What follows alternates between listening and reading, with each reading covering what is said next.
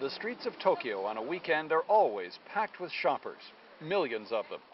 And when they've had enough of trudging from store to store, many head here, to the relaxed coolness of the park. At least this is what most of us think of as relaxed, but really, in Japan, parks aren't so much about space as they are about spectacle. Take, for example, this gang of hardcore rockabilly buddies who gather to twist the afternoon away. These guys live and breathe their retro sensibilities, arriving in style. And just how do they keep those pompadours aloft? Lots of grease, and here's a trick, some carefully concealed wire. But the gang isn't the oddest thing you'll see.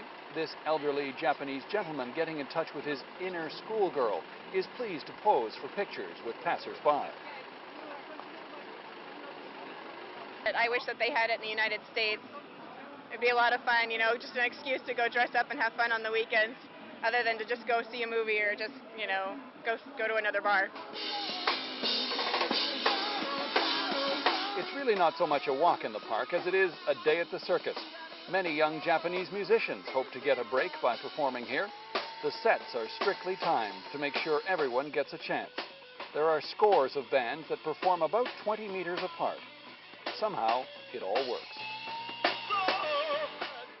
Canadian Adam Williams often comes here. There's something of everything here, man, so it's a really cool place to hang out, whatever you want to do. Something for everyone. The park is also a place for some to test out their material. Here, people watch me, so I love dancing here. For others, it's a chance to expand their musical horizons. This classical violinist hooked up with a mix of rappers, folk artists, and kimono-wearing thumb harp players. To look for a new thing, I just try to play with anybody else, any kind of music.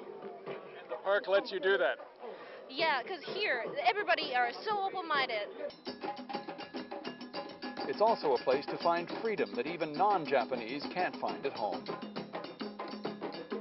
The only other place that I've seen like this is New York City in Central Park, but it's a much friendlier environment here than in New York City. Others have simpler reasons. Why do I come here, this man says? To be with my friends. Every great city has its great parks. It's what people need to survive the crush of the urban environment. But for sheer variety and noise, it's tough to beat Tokyo. John Northcott, CBC News, Tokyo.